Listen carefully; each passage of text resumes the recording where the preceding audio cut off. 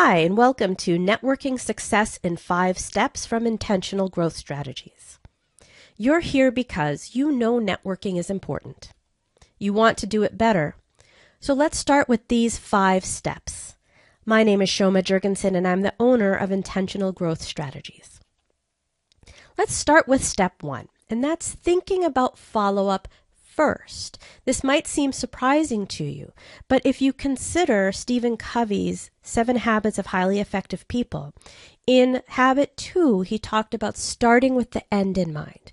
And what that does, if you start by thinking about where you want to be, what you want to accomplish, you're more in control of the successful accomplishment. So thinking about follow-up first changes your mindset about networking. You're envisioning what your full networking cycle looks like and how your success will help you get results. Step 2 is to have a plan. Now, I don't know if this sounds familiar to you, but I've been here before. I've walked into a networking event saying, "Yay, I'm going to network."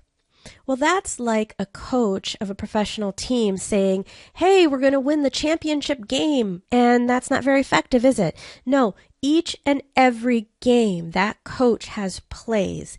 Each and every game, they understand for that event what success looks like. And that's what you need with your plan for networking as well. So ask yourself these questions before you go to the networking event. Who's going to be there that I want to meet? What do I want to accomplish?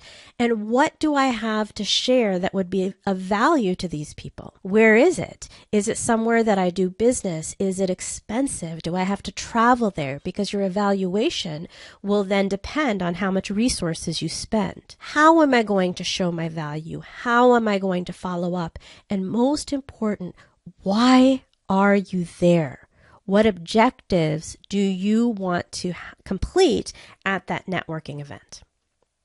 Step 3 then gets us to the event itself, and that's to network like you. Yes, you, completely authentically. Now, I'll tell you a story about myself where I discovered that socializing is not networking. I'm an extrovert and I teach introverts how to network well. But what I discovered as I was doing that is I was very social, but I wasn't getting networking results. The two things are not the same.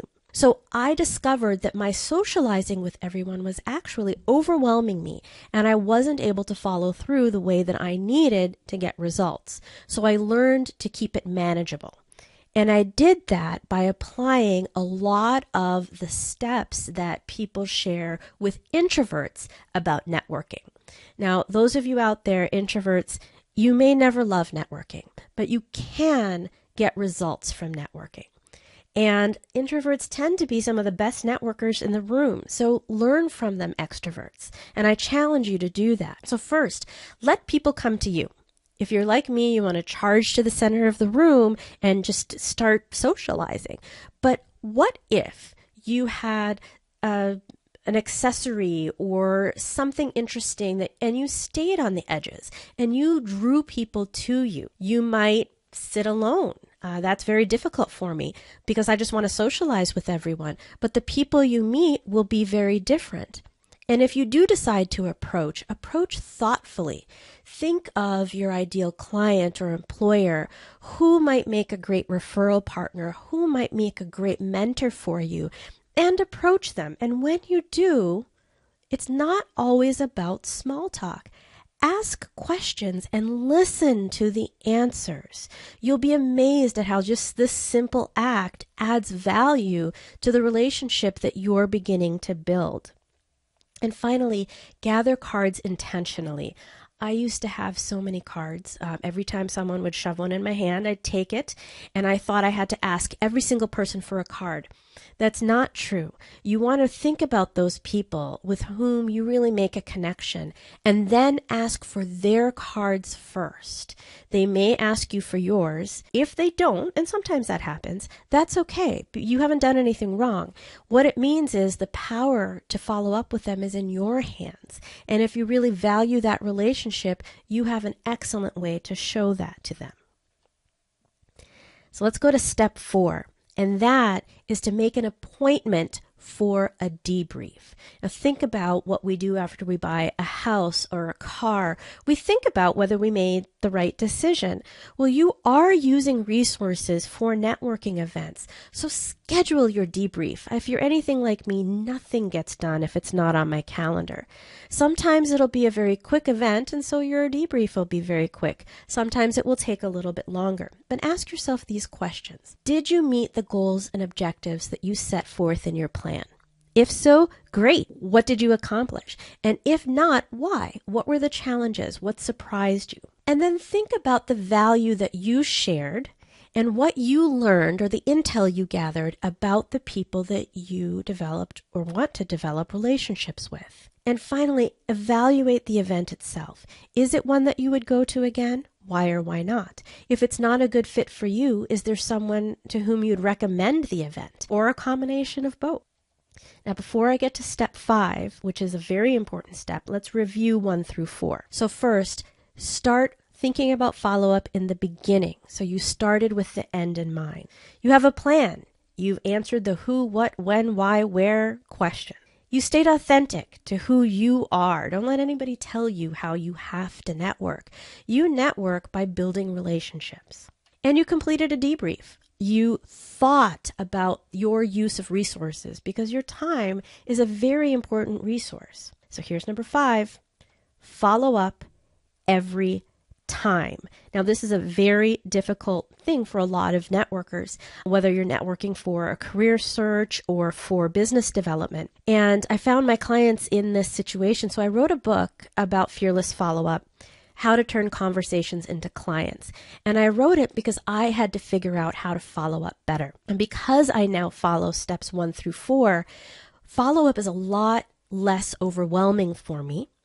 And all your resources will tell you, have a follow-up plan. Well, that's not good enough for me. I wanted to show you how to have a follow-up plan and give you tools. So I want to share some of those with you in this 5th step. And that is your primary objective with follow-up is engagement. Now, this is my pile of cards, actually. That's my desk. And I used to, as I said, collect too many cards. And can you imagine trying to follow up with all these people? Now at each event, I have 3 to 5 cards. Any more than that, and I start getting a little squishy about my follow-up, and that is not how I get results. So when I have my 3 to 5 cards, the first thing that I do is I send a thank you note or email, especially to those people that introduced me to someone, that showed particular interest in my business, or gave me great hints about how to do business better. Now, if there's someone that expressed interest in meeting with me fairly soon, I would leave a voicemail thank you for them as well. And absolutely invite them on LinkedIn. If you do not have a LinkedIn account, please explore the right way to build yours and invite someone that you met at a networking event to join you. When you do, use the same principles as a thank you note and write a custom message in LinkedIn. Do not use the pre-populated message, please. It's one of the first things I check because I want to know that I made a connection with someone, that they're not just automatically asking me to join their network. And send a resource. So once you join them on LinkedIn, don't ask for a job immediately. Don't ask for a sale immediately. This isn't about you. This is about your relationship. So if there's an article about an employer that you're interested in and they've been in the news, or there's something about a new market they're entering, if there's a client who has a particular process like the Internet of Things and you found a great article for them, this is a great time to send it to them with a little note that lets them know that you're thinking of them. That's engagement. And then keep them up to date on your progress. In a recent networking event, there is a contact that gave me a great idea for a new niche for my business. I'm going to invite her to join me on LinkedIn and then keep her up to date on my progress because I am very grateful for the time she spent giving me that idea. I would like to share some free resources with you and also the book that I wrote. First is 5 Tips to Network with Confidence. I wrote this originally for introverts, but I share it with extroverts because it's helped me network in a way that has really expanded my circle. Second, I just touched on 3 types of people that you might want to meet at a networking event. In fact, they're the only ones you have to meet: a potential client, a referral partner, and a mentor. Take a look at my blog post and learn more about these people that you can meet at your event. And finally, I do encourage you, when you're ready to truly turn up your networking results, to take a look at my book. You can find it on my website, and the tab is Shoma's Books. And there you'll learn a little bit more about it, and there's a link to take you to Amazon for purchase. I hope you liked what you saw today, and if so, that's wonderful. There's more in the pipeline.